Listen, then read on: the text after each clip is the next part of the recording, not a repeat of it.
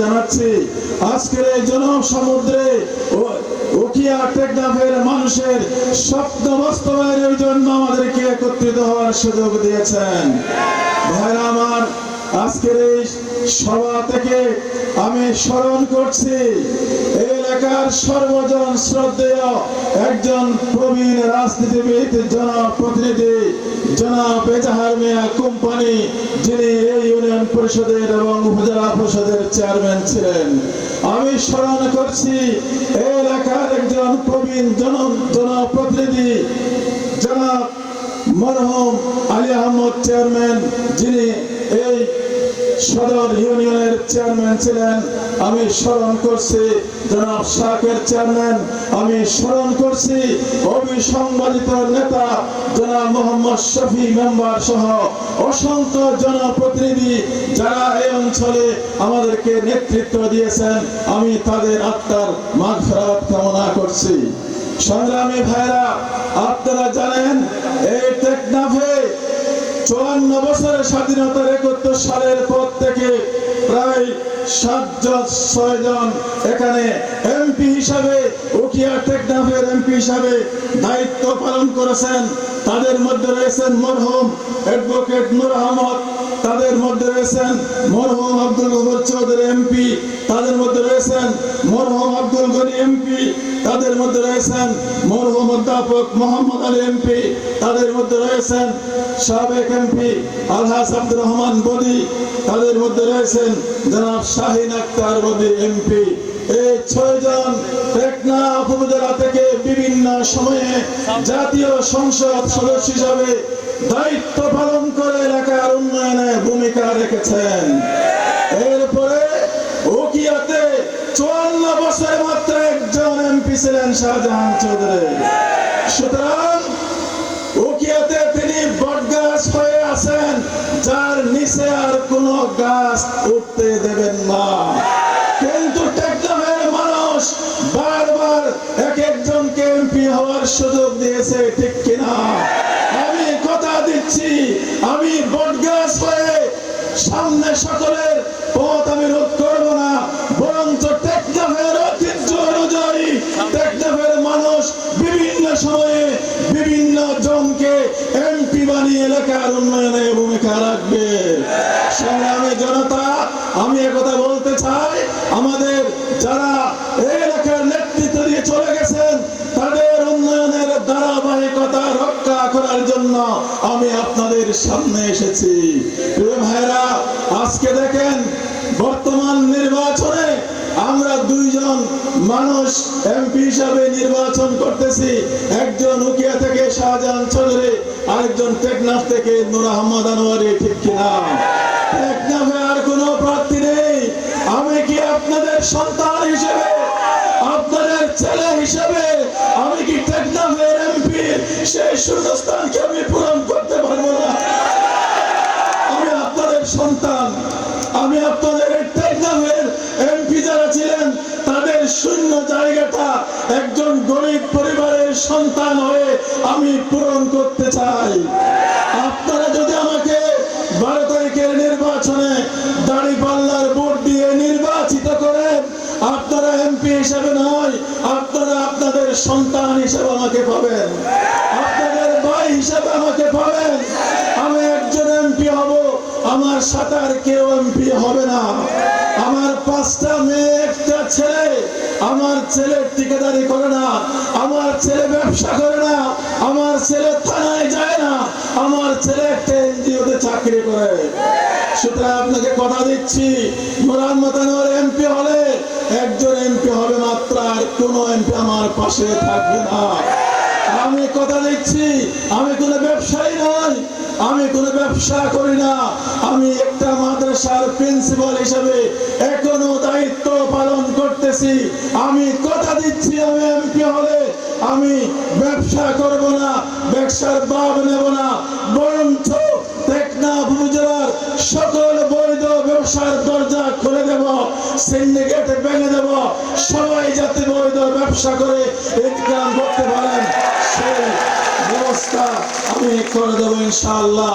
বাইরে এখানে অনেক দাবি আছে, এত বড় একটা টেকনাফে স্টেডিয়াম নাই, ইনশাআল্লাহ নূর মোহাম্মদ আনোয়ার এমপি হলে টেকনাফে একটা স্টেডিয়াম হবে ইনশাআল্লাহ। কথা দিচ্ছি, টেকনাফের বন্দর বন্ধ আছে, ঠিক কিনা? নূর মোহাম্মদ আনোয়ার এমপি হওয়ার সাথে সাথে টেকনাফ বন্দর খুলে দেওয়া হবে ইনশাআল্লাহ। নাফ নদী বঙ্গোপসাগর খুলে দেওয়া হবে ইনশাআল্লাহ।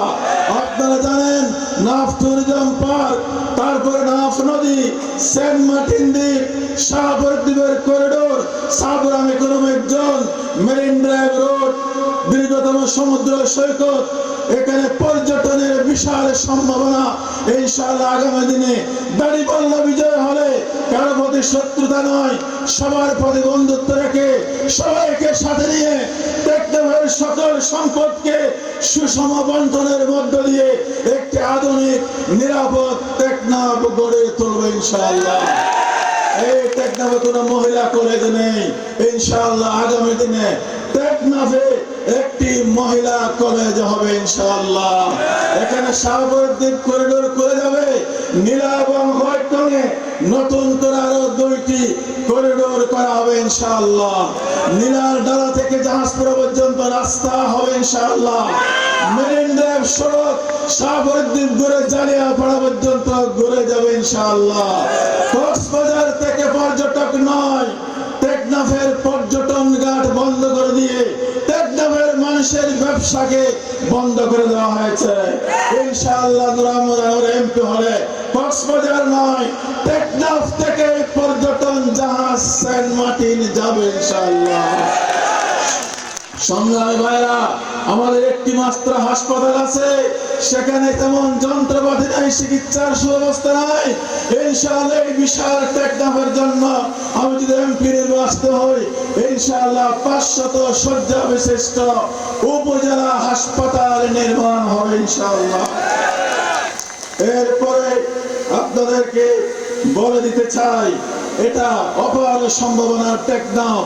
এখানে লবণ আছে, এখানে মাছ আছে, পান আছে, সুপারি আছে, ঠিক কিনা?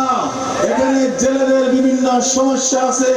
ইনশাআল্লাহ সময় কম, কথা দিয়ে যাচ্ছি, এদেশের প্রান্তিক জনগোষ্ঠীর অধিকার আদায় করার জন্য আপনাদের সবাইকে সাথে নিয়ে যা যা প্রয়োজন তা তা করবো ইনশাআল্লাহ।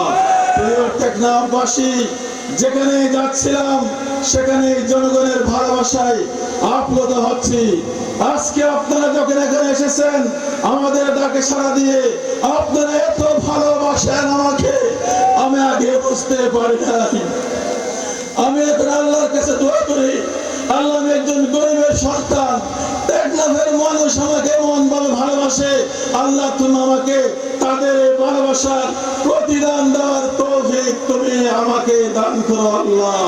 প্রিয় ভাইরা, আমরা যখন দেখেছি দাড়ি সাদাওয়ালা মুরব্বীরা যখন কপালে চুমা দেয়, ঠেলা গাড়িওয়ালা, রিক্সাওয়ালা, ওই শ্রমিক মজুর যখন তাদের ঠেলা গাড়ি ফেলে দৌড়ে এসে যখন বুকে বুক মিলায়, তখন আমার কাছে দায়িত্বানুভূতি আরো বেড়ে যায়। প্রিয় ভাইরা, কথা দিচ্ছি, ইনশাআল্লাহ আমি যদি নির্বাচিত হই, উকি এবং টেকনাফ আমার 2টি চোখের মতো হবে। আমার একটি চোখ হবে উকিয়া, আর একটি চোখ হবে টেকনাফ। কোনো বৈষম্য হবে না ইনশাআল্লাহ, সকল বৈষম্যের অবসান হবে ইনশাআল্লাহ। আপনারা জানেন টেকনাফের মানুষকে কোর্ট কাছারিতে গিয়ে অনেক কষ্ট করতে হয়। ইনশাআল্লাহ আমি এমপি নির্বাচিত হলে আমি চেষ্টা করব, কথা দিলাম, টেকনাফে ম্যাজিস্ট্রেট কোর্ট এখন মুন্সিফ কোর্ট টেকনাফে ফিরিয়ে আনা হবে ইনশাআল্লাহ।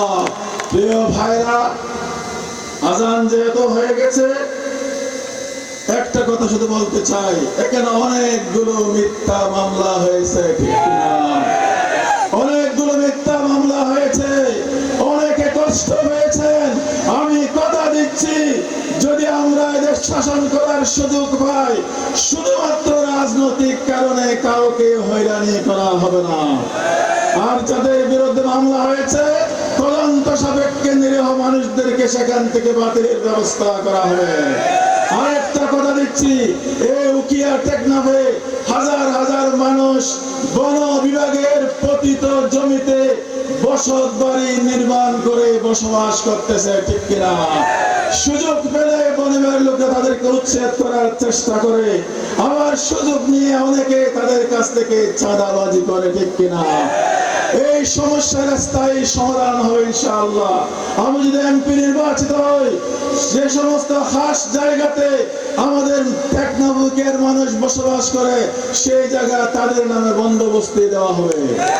আর যে সমস্ত বন বিভাগের জায়গায় আমাদের লোকেরা বসবাস করে কোনদিন যারা তাদেরকে উচ্ছেদ করতে না পারে, সেই বন বিভাগের জায়গাকে ডিফরেস্ট করে খাসে রূপান্তরিত করে আমার দেশের সেই মানুষগুলোর জন্য সেই জমি বন্দোবস্তি করে দেওয়া হবে।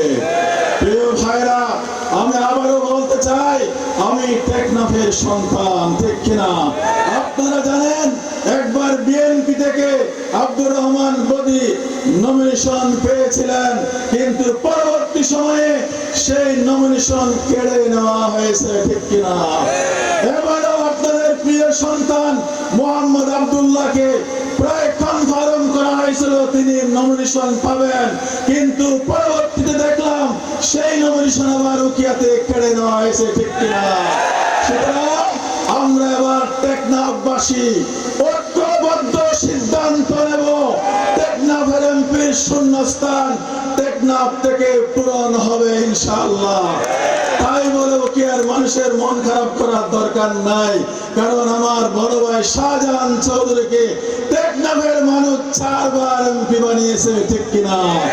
আমি নিজেও তো তার জন্য 4 দিলেও 2টা আমলে কাজ করেছিলাম, ঠিক না? টেকনাফের মানুষ যদি 4 বার উখিয়ার শাহজাহান চৌধুরীকে এমপি নির্বাচিত করতে পারে, তাহলে উখিয়া টেকনাফ মিলে একবার কি আনোয়ারে কি ভোট দিতে পারে না? এটা কি অন্যায় হবে না? সুতরাং আমি আর কথা বাড়াচ্ছি না, ইনশাআল্লাহ পরিবর্তনের হাওয়া টেকনাফ থেকে শুরু হয়েছে। 12 তারিখের নির্বাচনে দাঁড়িপাল্লার বিজয়ের মধ্য দিয়ে উখিয়া টেকনাফ থেকে স্বপ্নের নতুন বাংলাদেশের যাত্রা শুরু হবে ইনশাআল্লাহ। আপনাদের কাছে দোয়া চাই, আবার আপনাদের সন্তান হিসেবে, টেকনাফের সন্তান হিসেবে আপনাদের দোয়া চাই, মা বোনের দোয়া চাই। যারা আসতে পারে নাই তাদের কাছে আমার সালামটা পৌঁছে দেবেন ইনশাআল্লাহ। ইনশাআল্লাহ 12 তারিখ আপনাদের সবাইকে সাথে নিয়ে বিজয় মিছিল করবো ইনশাআল্লাহ।